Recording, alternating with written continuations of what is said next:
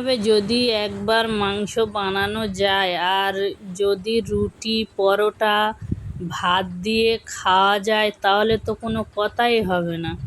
তো আমি এই মাংসটা কিভাবে বানিয়েছি সেটা আপনাদের সঙ্গে শেয়ার করব। তো দেখুন আমি কিভাবে বানাচ্ছি। হ্যালো বন্ধুরা, আপনারা কেমন আছেন? আশা করি আপনারা খুব ভালো আছেন। তো আজকে আমি আরও একটি নতুন ভিডিও নিয়ে চলে এসেছি। দেখুন এদিকে কড়া বসিয়ে দিয়েছি আর তেল দিয়ে দিয়েছি। তেল দেওয়ার পরে আমি ওখানে তেজপাতা আর গোটা গরম মশলা দিয়ে দিয়েছি। দেওয়ার পরে এখানে আমি পেঁয়াজ কুচি দিয়ে দিয়েছি। পেঁয়াজ কুচিটা আমি লাল করে ভেজে নেব। দেখুন আমার পেঁয়াজটা লাল হয়ে গিয়েছে। তো এখানে আমি মাংসগুলো দিয়ে দেব। মাংসগুলো দিয়ে ভালো করে আমি নাড়িয়ে নাড়িয়ে আমি ভেজে নেব মাংসটা, যাতে মাংসের গন্ধটা চলে যায়।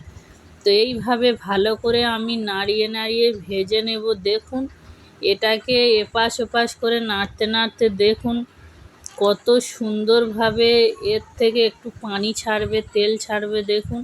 আর এখানে আমি স্বাদ মতো লবণ দিয়ে দিয়েছি। দিয়ে ভালো করে আমি নাড়িয়ে নাড়িয়ে ভেজে নিচ্ছি দেখুন। আর এখান থেকে কত সুন্দরভাবে তেল ছাড়ছে দেখুন। এইভাবে ভালো করে আমি নাড়িয়ে ভেজে নিয়েছি দেখুন। নেওয়ার পরে এখানে আমি লাল মরিচের গুঁড়ো দিয়ে দিয়েছি। আপনাদের স্বাদ অনুযায়ী আপনারা লঙ্কা দেবেন। তো এখানে আমি লাল মরিচের গুঁড়ো দিয়ে দিয়েছি আর দিয়ে দিয়েছি নারকেল আর কাজু বাদামের পেস্ট। দিয়ে ভালো করে আমি নাড়িয়ে নিচ্ছি দেখুন। আর এখানে দিয়ে দেব আদা রসুনের পেস্ট।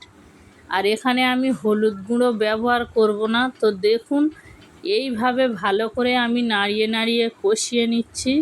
কতটা সুন্দর কালার এসছে আপনারা দেখেই বুঝতে পারছেন। আর এখানে সামান্য চিনি দিয়ে দিয়েছি।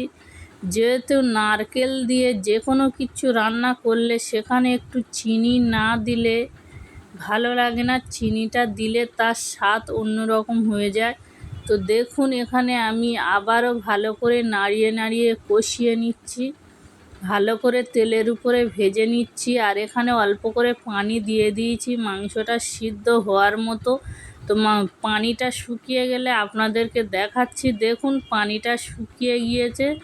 তো আমি ভালো করে নাড়িয়ে নাড়িয়ে আবারও কষিয়ে নিচ্ছি দেখুন। নিয়ে আমি এখানে গরম মশলার গুঁড়ো আর ধনে জিরের গুঁড়ো এখানে দিয়ে দিয়েছি। দিয়ে আবারও ভালো করে নাড়িয়ে নিয়েছি। এইভাবে ভালো করে আবারও নাড়িয়ে নাড়িয়ে কষিয়ে নিচ্ছি দেখুন। আর এখানে অল্প করে পানি দিয়ে দিয়েছি। দেওয়ার পরে এখানে কাঁচা লঙ্কা উপর থেকে দিয়ে দিয়েছি। দিয়ে ভালো করে ফুটিয়ে নিয়ে আপনারা যেমনই রাখতে চান সেইভাবেই রাখবেন। আর কে কোথা থেকে আমার ভিডিওটা দেখছেন অবশ্যই কমেন্টে জানাবেন, যাতে আপনাদের নামটা আমি তুলে ধরতে পারি। তো দেখুন আমার মাংসটা রেডি হয়ে গিয়েছে। আর উপর থেকে একটু ধনে জিরের গুঁড়ো ছড়িয়ে দিচ্ছি। আর কতটা সুন্দর হয়েছে দেখেই বুঝতে পারছেন কতটা লোভনীয় হয়েছে। আপনারা যে কোনো মাংস নিয়ে এই পদ্ধতিতে রান্না করতে পারেন। আর রুটি দিয়ে, পরোটা দিয়ে, ভাত দিয়ে এতটাই সুন্দর লাগে খেতে। আপনারা একবার বাড়িতে ট্রাই